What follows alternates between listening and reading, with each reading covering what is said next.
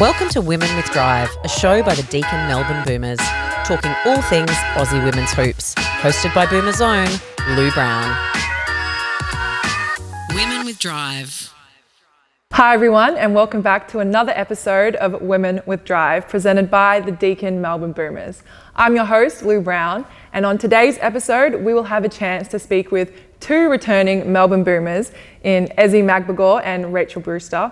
We are lucky enough to be able to have Rachel in the studio with us today. But first, I want to make sure to give a huge congratulations to the Opals, who just won a bronze medal in the Asia Cup with a team that had never played together, and 9 of those players were making their Opals debut, coached by Paul Goris, because during the time of the Asia Cup, Sandy Brondello was coaching the Phoenix Mercury in the thick of their WNBA playoffs. Named captain was Sammy Whitcomb, who led the Opals to their medal and was named to the tournament All-Star starting 5 and number 2 in the FIBA player power rankings after an impressive tournament run averaging 8.5 points per game, 6.8 rebounds per game and 7.3 assists per game. In that same tournament, as we know, we also saw the New Zealand Tall Ferns try and make a run. They had a really strong tournament, again with a team that had not really played together, where they finished 5th. Unfortunately, not enough for them to qualify for the 2022 FIBA World Cup in Sydney, as it was only the top 4 teams that would get a bid. Now, Melbourne Boomers head coach Guy Malloy led the team off the court, and Boomers' own forward Penina Davidson had an outstanding tournament, averaging 15.4 points per game, which was 3rd highest in the tournament, and 8 rebounds per game, which was the 2nd highest. So again, another huge congratulations to the Opals on their bronze medals. Moving on, recently I got to speak with Melbourne Boomers Ezzy Magbagor, straight from Seattle. Ezzy and the Seattle Storm finished 4th overall in the WNBA standings, but lost their do-or-die game in the playoffs against Phoenix Mercury in an overtime thriller, going down 85-80, ending their season there and Ezzy's 2nd season in the WNBA with the Storm, finishing this year averaging almost 7 points per game and 5 rebounds. But also coming off a huge year, making her debut in the Tokyo Olympics. Ezzy is going to be in an absolute prime coming into the WNBL very soon, so fans, make sure you get excited to watch her out on the court. We had a chance to talk about Ezzy's growth as a person and a role model, what being an ambassador for the Nike campaign Play New meant to her, and so much more. Here's what she had to say. Women with Drive. This year you made your Olympics debut. What does it now mean to be able to call yourself an Olympian? I guess it's pretty cool. I think becoming an Olympian, it was definitely one of my goals, if not, I guess, the number one goal. And just to be able to do that this year, obviously it was postponed from last year. So I guess just not knowing whether it was going to go ahead or not was, I guess, pretty nerve-wracking. But just the fact that it was able to go ahead and we were able to go to Tokyo and compete was pretty cool. Yeah, but what was that experience like for you, especially you and Kayla were able to walk in the opening ceremony as well. So could you just give us a little bit of a breakdown, and now seeing yourself full circle on the Sydney Opera House, a picture of you. Yeah, just tell me a little bit what that's like for you. Yeah, well, I think with the opening ceremony, Kayla and I actually decided before we walked out, we were like, we're going to walk out together, and we made sure that we didn't have our phones on us so we could just kind of take in the experience. And then we ended up getting on the big screen and on TV at home. So I think it was, it just kind of worked out. It was a coincidence. We went on our phones and we were just able to be kind of immersed in the experience. And it's definitely something I'm going to remember forever, just being able to march next to Kayla at the opening ceremony of my first Olympics. And just to be presented on the Sydney Opera House too was cool. I think that was a great tribute to all the athletes, and yeah, it was really cool. No, I can't even begin to imagine how special that would have been, the whole experience in itself. But then obviously you're playing in the Olympics, you're playing against fellow WNBA players, with WNBA players obviously, but then you match up against the USA and you're playing against teammates as well. What is that like? It's different. I mean, you'd rather have them on your team than playing against them for sure, but yeah. It's always friendly at the start, so we'd always say hello before the game and after the game. But I guess once you cross that line and step on the court. It's pretty serious. But yeah, it's always fun, I think, just being able to go playing with Stewie and Sue and Jewel at Seattle and then being able to play against them in Tokyo. That was a really cool experience. Yeah, it was super great to watch as well. But you've had a massive couple of years, and what a couple of years they have been. I mean, WNBA bubble, WNBA champion, to the WNBL hub, back to the WNBA, through to the Olympics, to the WNBA, now heading into playoff. It just sounds like it's been such a whirlwind, and I'm sure there are so many highlights. But what are some of the challenges as a person or as an athlete that you may have faced with this lifestyle? I think just obviously a challenge, I think for everyone, not just athletes, was definitely the whole pandemic. I think that was something that, a lot of people had to adjust to, and it's still even going on now. So that was definitely a challenge, just especially in the lead up to the WNBA, just not knowing whether the season was happening last year. So I think just being able to stay focused and kind of prepare as though the season was going ahead. But in terms of challenges as an athlete, I think just obviously a big one, just being away from home and not being able to see my family as much and not having them come to my games, which is something that they would have done had COVID not been a thing. But I think just obviously having Steph here, Steph Talbot as my teammate, she's kind of a little piece of home, which helps a lot. And Seattle's great. I think just the team is great. The coaches are great. So I get along with everyone really well. And it definitely makes a difference having a great group around you when you're away from home. Yeah, absolutely. Try to make it as much as a home away from home as you can. Have you learned anything any techniques or anything in managing yourself and your well-being? Yeah, I think just never getting too high or too low. So just trying to remain at a good level at all times. I think the season can be quite tiring, and it is a bit of a grind at times. But I think just if you're able to just, not ever get too high or too low, and whatever that is for you, I think just being able to have my family keep me grounded, that definitely helps me a lot. So just checking in with them all the time has helped me with managing a lot of things. Yeah, and it sounds like you've got a really great support system around you, both where you're at and at home as well in Australia. I wanted to talk to you a little bit about your campaign with Nike, Play New. I was hoping you could describe to me what this campaign means and what it stands for. I think the Play New was a really cool campaign. It kind of just, invited people to, talk about sport in different ways and kind of describe their passions for the game. So I think it gave a lot of athletes, not just basketballers, a platform to kind of just express that. And it was really fun. It was a great thing to be a part of. I had a lot of fun on the day of the shoot as well. I'm just really grateful that I was able to be a part of that. Yeah, I must say the pictures are drop dead gorgeous. I've seen them walk a couple of times when we're out of lockdown in the city and stuff as well. And yeah, you look amazing. So had to make sure I threw that in. But what did it mean for you to be a part of this campaign? It meant a lot. I think I didn't realize how big it was going to be when I first became involved in it. And I guess I did the shoot when I was back in Australia, and then it all came out when I was in America. So it was just really cool, like all the feedback and the comments that came back from it. But I think just to be a part of a bigger picture, which is what it was really cool as well.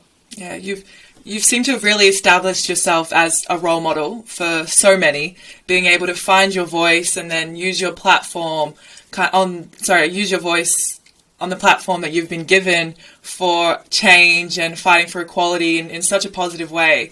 But I have no doubt that, along the way, it may not have always been easy for you. What would be some advice you would give to a younger Ezzy finding her way? That's a good question. I think advice I would give to myself would just be to, if I have something to say, kind of say it, within reason, of course. But I think, as a quieter person, when I do speak, I feel like my voice is heard a little bit more. So if I do have things to say, just don't be afraid to say them, speak out, especially if it's something that's going to be beneficial for not just myself, but other people as well. So yeah, I guess that would be the advice I'd give. Yeah, absolutely. It's great advice. You, in the article, there's an article that Nike wrote about you with an interview that they gave to you. And at that time, you were answering 100 questions from 100 letters that a girl had posted on Instagram. That seemed really cool to me. But first, I'd want to ask, have you gotten through the 100 questions? I haven't yet. I'm at 67, actually. 67, amazing. I have a bit to go, so hopefully I get through by the end of the year.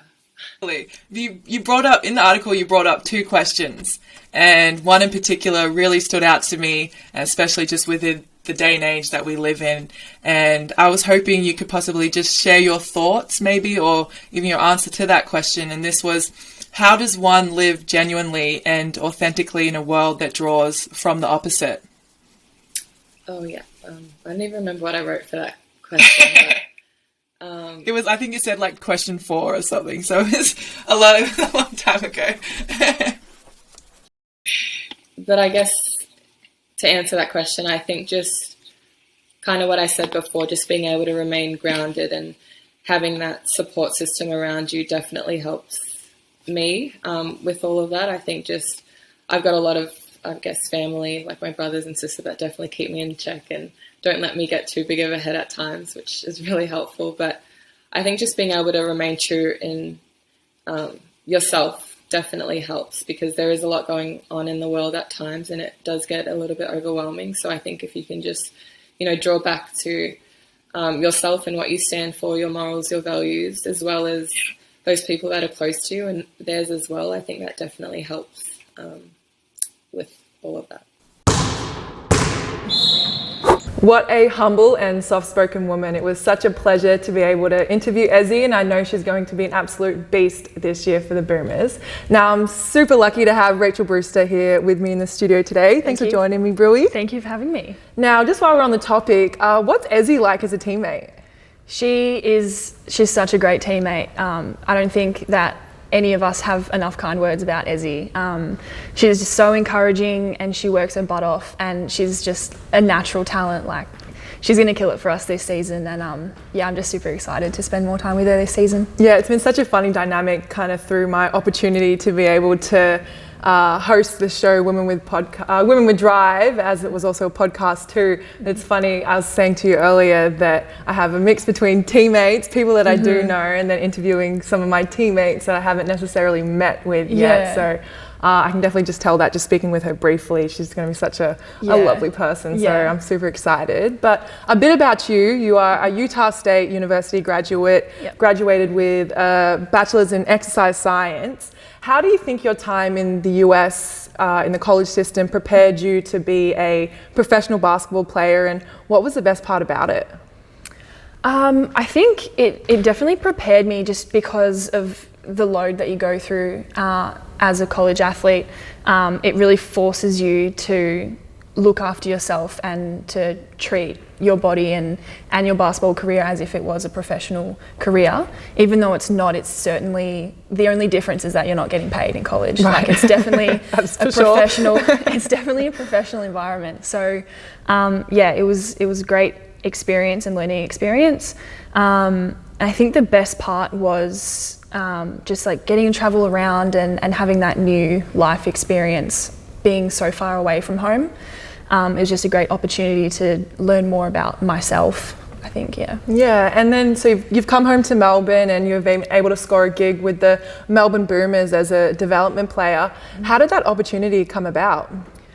I think it just came about through playing NBL 1 with Nunawading. Obviously, Flinny is our coach there and is an assistant for Boomers. So he's known that the WNBL is where I've wanted to be for a really long time. So I think he kind of helped me get my foot in the door that way. But Guy would come and watch us play a fair bit during the season when I came back. And so once he offered me that position, it was really cool, because it just showed me that like he saw something in me as well and thought that I deserved the position. Yeah, amazing. Now, just for our viewers at home, could you please just give me an accurate description on what a development player in the WNBL is? Mm-hmm.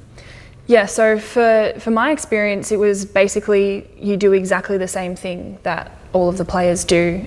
We do all of the training, all of the weights, go to games. Sometimes DPs like won't suit up for games and all that kind of stuff, but for me it was a really great experience because as development players we were still just treated as teammates. Like we got to suit up for games, and if we had the right opportunity we would get minutes in games.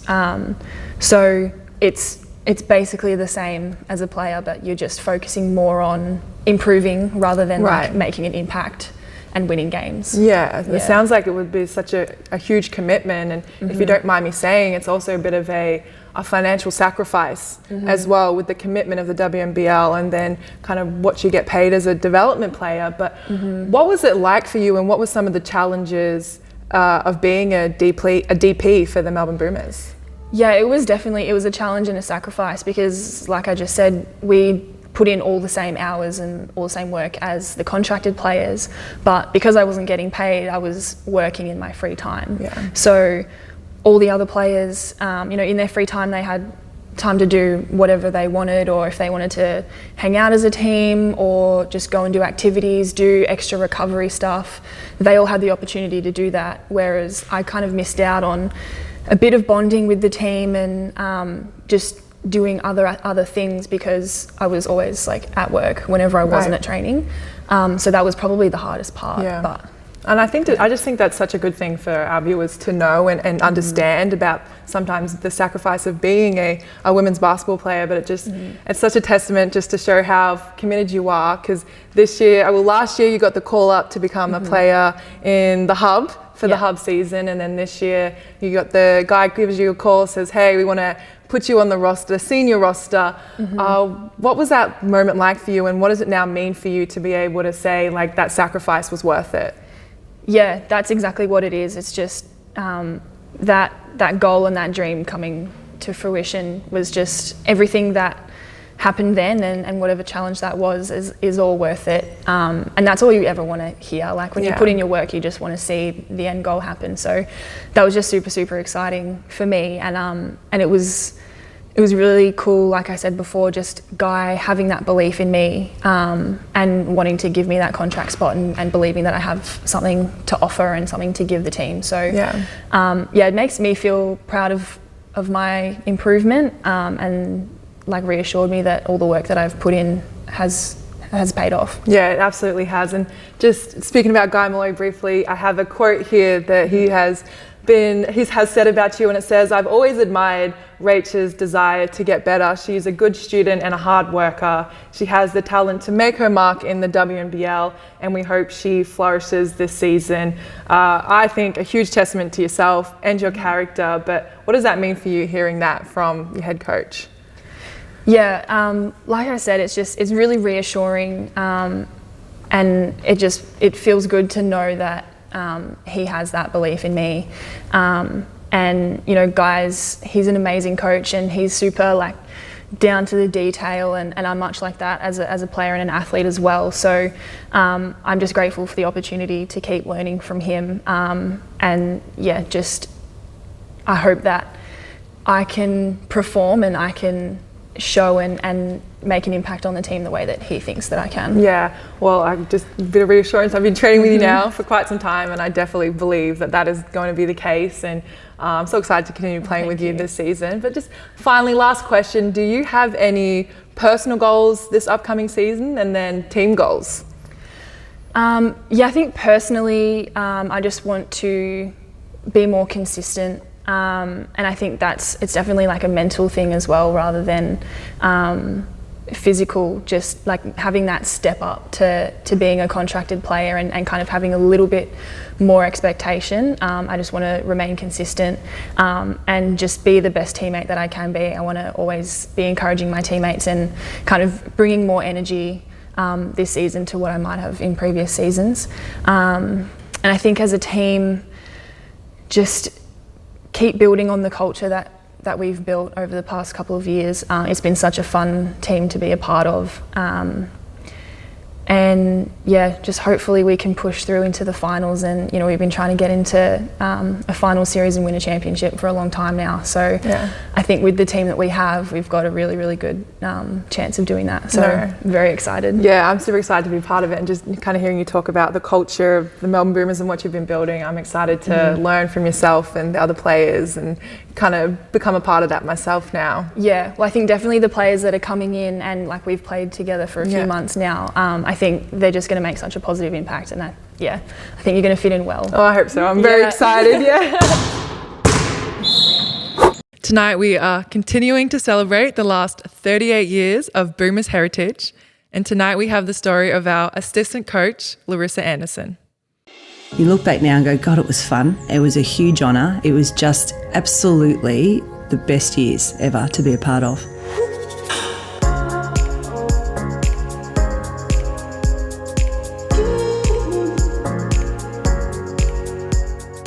I was just a baby. I think I was going on 17. Looking at that now and the amount of players I've coached at that age, I now realise how special it was and how young I was. So yeah, it was really exciting. There is that expectation and you really want to perform and not let anybody down. I will never ever forget that first pre-season. It was so tough. I'd never done anything like that. We always underestimate what it's like to step up to that standard. So I will always remember that. Kate Stacker, she really took me under her wing, and she was just beautiful. And I think everyone remembers that player that really put their arm around you and made you feel welcome, and that was her for me. We had to work hard for everything. Obviously, it's a huge credit to where the club is today. I've told stories that I was running around putting sponsors in boxes while we were meant to be warming up, and we all really did our bit, constantly out in the community, constantly trying to get sponsors on board. But like it is today, we always had a true family feel. Everyone was there for the right reasons. Everyone really legitimately wanted to be there. I think I played my best in my last couple of years. We say it all the time to players that you can't teach experience, and I think the biggest thing as an older player, we just learn not to sweat the small stuff as much. I look back on my career and go, oh, why was I so stressed about that all the time? Something that really stands out in our memory, going from the team that just had to work really hard and we never quite made finals, and then all of a sudden we had those 2-3 seasons where we were like right up there, and it was fabulous. My career's become about being really proud about the fact that I played nearly 300 games. I had some really rotten injuries, never got the championship. So you can look at it and go, but for me, the friendships, legitimate friendships that you form, it's really, really special to be able to go through and have your immediate family and then create another family through your career. I've been 12 years at another club, and that's a long, long time. And to be welcomed the way I have by such a professional club that I can clearly see has advanced so much, it's been a really lovely experience so far, and I'm really looking forward to the journey ahead with them. It is pretty much like coming home.